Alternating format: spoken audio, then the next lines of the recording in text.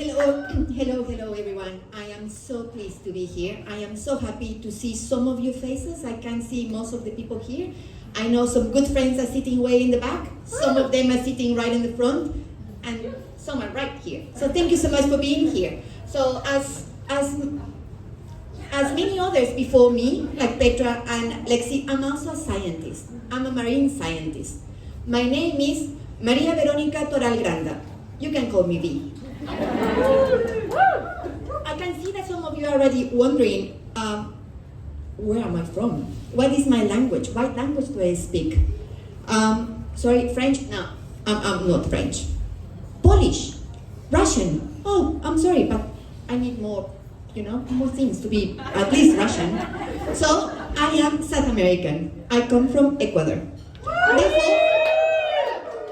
Therefore, I speak Spanish. Hola y bienvenidos. As I told you before, I was born in Ecuador, which is about 16,000 kilometers to the east. I think it's that way. My friend Mandy will know that I'm completely bad with geography.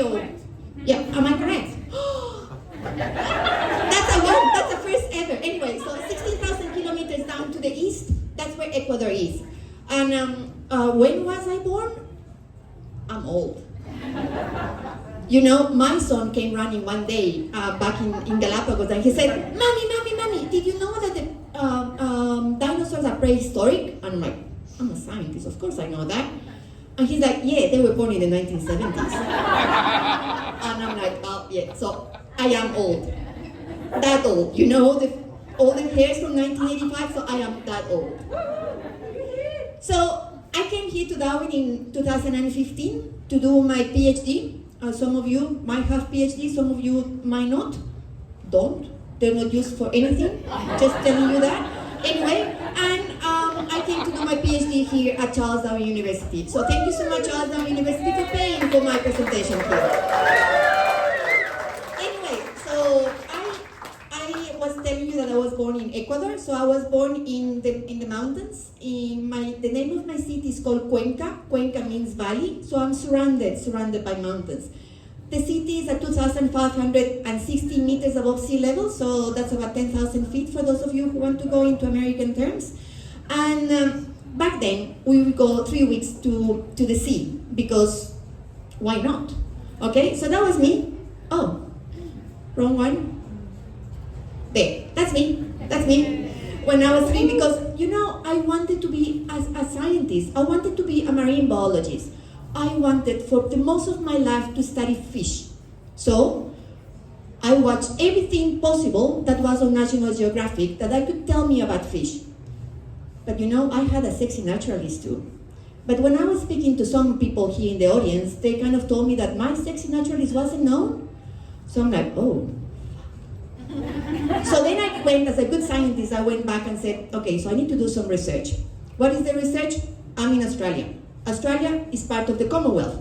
Therefore, the BBC is going to be one of the sources of entertainment. Additionally, Australia is a humongous island continent. Therefore, you have your own TV, ABC and SBS. I went into there to look for the sexy naturalists that would have been in the 1970s when I was growing up. I couldn't find a thing. All I did, I had to go and move forward. So I got some sexy naturalists. I mean, some of you might remember these. I don't know them. I mean, of course I know Steve Irwin and Ranger Stacy. They're not that sexy, and definitely not marine enough. So then I'm thinking, oh my God, what's going to happen here? I need to find a sexy marine biologist. Couldn't. But then I remember that all of you guys love David Attenborough. And David Attenborough came in 1957 to do the first time ever a dive into the Great Barrier Reef. And that tells me how I can tell you about my sexy naturalist, because David Attenborough used the scuba diving equipment invented by Jacques-Yves Cousteau in 1942. So that's my sexy naturalist. He's there, of course, back in the 80s when I was doing wanting to be a marine biologist. He wasn't that sexy. But that told me that all I wanted to do was study fishes and more fishes and become Cousteau. So fast forward to that, in 1995, I moved to the Galapagos Islands. Some of you might know about it, just a tiny bit. And I had known, and I had learned, and I had read about the beauty of the Galapagos Marine Reserve. So then, unannounced, I show up to the doorstep of who then will become my boss, and I convince him that I was to invest and study all the fishes in the Galapagos Marine Reserve. I told him, how about if I study the clownfishes and the interaction with anemones? Or how about the parrotfishes that they built a bubble around them when they're going to sleep? Or the ecological processes that come out of the same parrotfishes that they eat the coral and they poo sand? Or just how on earth these creatures came out to be so beautiful? So that was fish. Fish, fish, fish, fish. And I explained that to them who will be my boss, and he said, sorry mate, you got sea cucumbers. So you could see that the sexiness and the beautiness of these things do not compare between that and this. Anyway, so that was in 1995. I don't know how many of you were born by then. Probably some of us, aren't we? Some of you maybe might not, but anyway, so that was before, so we had no knowledge. I mean, I had a little bit of information about what sea cucumbers were, but that was before Google. In 1998, our life as a scientist became much, much easier. And you know, that's because Google came out. Imagine doing research without Google. So, and as much as you could see of a sea cucumbers, all I knew when I started in 1995 that as cucumbers some, as they would be, they were not plants. Sea cucumbers are sea animals. And that's the only thing I knew from my biology 101, is that they are indeed some relatives somehow to the beautiful leopard that becomes an animal as per the different animals that we have here. And as such, we are not going to call them vegetables anymore, please and thank you. So for you, you know, you have done some biology, you know there's two types of animals. Those ones with bones, you are an animal with bones. And of course we have the invertebrates. Some of those are the echinoderms. Echinoderms are the bigger group of sea cucumbers. And sea cucumbers, they have 5 segments. They are is the only type of animal that only inhabits in the marine realm. They cannot be found in fresh water, they cannot be found anywhere but in the sea. It's the only phylum ever that is actually only marine. It has a spiky and bumpy skeleton, so when you touch them it feels a bit rough. And it has no distinct head, and of course it has no brain. You might be wondering, or maybe some of you have gotten some ideas of who could be that. Well, some of you might know Kevin Sea Cucumber, which is one of the SpongeBob nemesis. So yeah, that's a brainless creature that happens to be on TV. But also, when I was doing all my learning about sea cucumbers, because remember, there was no Google, so I had to do the reading and I had to get the papers and I had to get all of that. I'm not going to bore you all of that because many of us go and say, oh, you know, when I was young, I had to read lots of things. Well, we did, because there was no Google and no ChatGPT or any of those things. So, what about sea cucumbers? They have very interesting things. So, they can breathe through the bum. Can you actually imagine that an animal, I mean, they are so simple, yet the organization is so complex that they breathe through the bum. They have different sexes, so they have the male and the female, that you cannot differentiate them, and they both have to release the gametes, the sperm and the oocytes into the water column. So it's very important that sea cucumbers are close to each other, because otherwise the sperm and the oocytes are just going to go far away and they're not going to be able to reproduce. They have anal teeth. Can you hear me? Anal teeth. Imagine going to the dentist. You know, I'm here to. Can you please? Anyway. And finally, they hold water inside that makes them move in a very funny way. So they are hydraulic in movement. And sea cucumbers are also cleaners and filterers. That one over there is not throwing kisses at you. It's actually picking up all the food that is suspended in the water column and put it into the mouth. So it's cleaning the water. The one on top, the yellow one, it has it cleans the bottom of the sea. And the one at the bottom, the one that is coming up and down, it actually ensures that all the nutrients that is being taken from the water goes on to the sediment. So they are very, very useful. They help recycling the nutrients. They help in bioturbation. Bioturbation is like being an earthworm, so just like moving around and making sure that the air comes through and doesn't become toxic. And many other things. There was a study in 2021 by some researchers from the University of Sydney that they did quantify how much poo, imagine that job, just going to pick up poo. Anyway, how much poo sea cucumbers produce and how they help. And they came up with an amazing number that is 64,000 tons per year, only in Heron Island. Heron Island, you know that one? Just off the coast of Queensland, I think it is. Am I right? I'm Ecuadorian, you know, so I just don't know. So it is an amazing feat that they do. So sea cucumbers ingest everything and they take all the particulates that is inside and they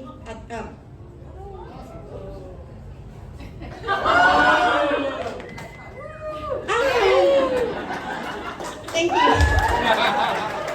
That was an angry, I was looking at David saying, where is he? So he can help me, but it wasn't needed. Anyway, so they are very, very important for climate change. Why?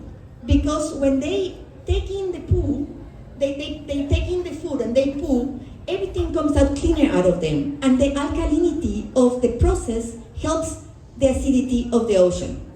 So all of us that are worried about climate change, we have the sea cucumbers as our friends. Also, they are very much like ninjas. You would never imagine that they are like ninjas, but they have amazing means of protection. So imagine, is anyone here a material scientist? Anyway, material scientists have lots to learn from sea cucumbers. When they are bothered or disturbed, they eject this sticky, very, very sticky substance that gets entangled in the fish or whatever is happening to threat them. Imagine trying to do something that is sticky under salt water. That tells you how intelligent they are, even though they have no brain. Also, when they are stressed, they can eject the viscera. So they eject the reproductive organs, the respiratory tree, and then they will regrow it afterwards. When the stress has ended, they will regrow it again. They are also amazing Airbnb hosts. So they support biodiversity because they host animals within themselves. As you can see some of the photo there, that's a little fish, it's called a pearlfish, and it's going through the bum. Now you understand about the anal teeth. There was a reason. Everything has a reason in science. You also have crabs that live on top and they clean the sea cucumber, and of course there's some over there that just don't want to leave the other one that they already got a sea cucumber. So sometimes you can find up to 5 fish up the bum of a sea cucumber. Please don't ask me to explain that.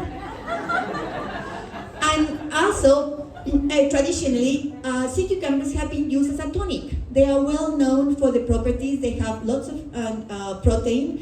They have no fat. They have a very good things for your body to make you feel better. At least that's what they claim.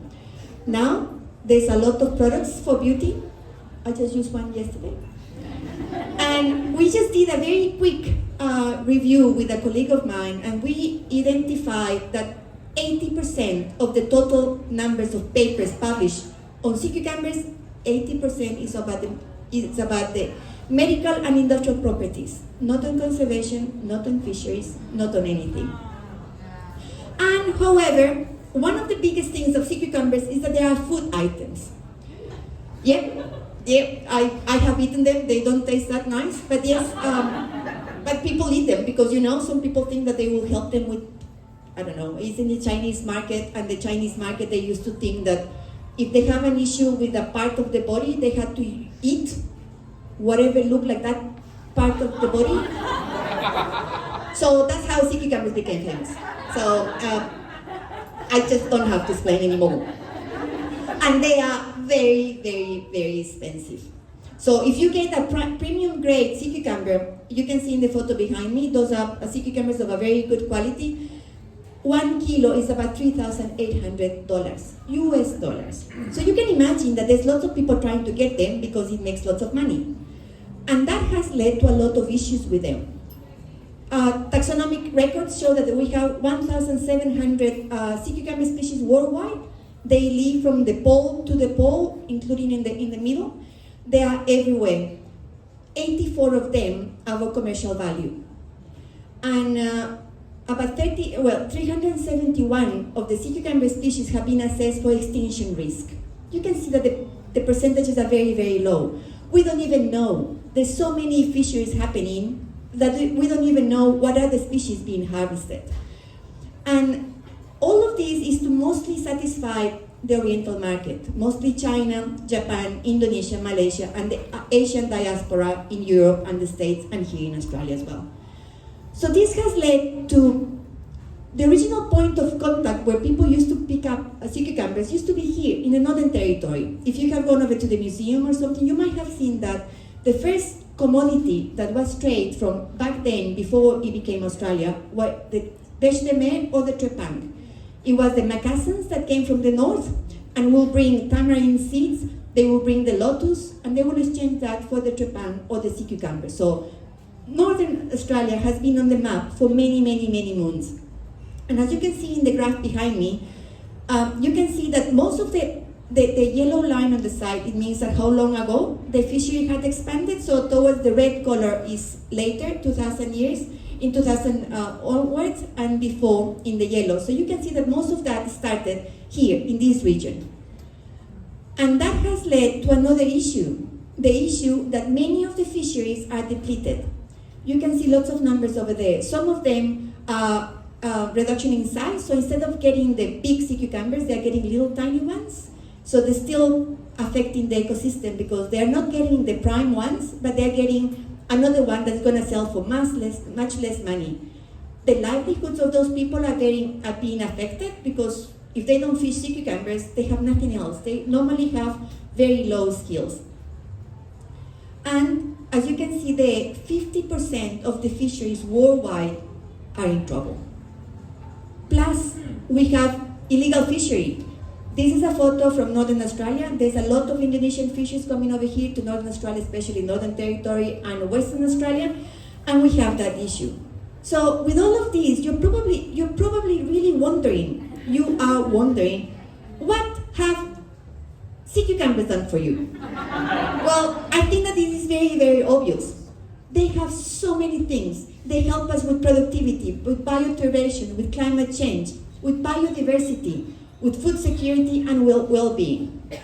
So as you can see, my dream, if I have a dream, is to continue being passionate about the sea cucumbers and understand that all of them have a reason to be. I really hope that they continue being part of the livelihoods, part of the economic development of countries through a fisheries well managed.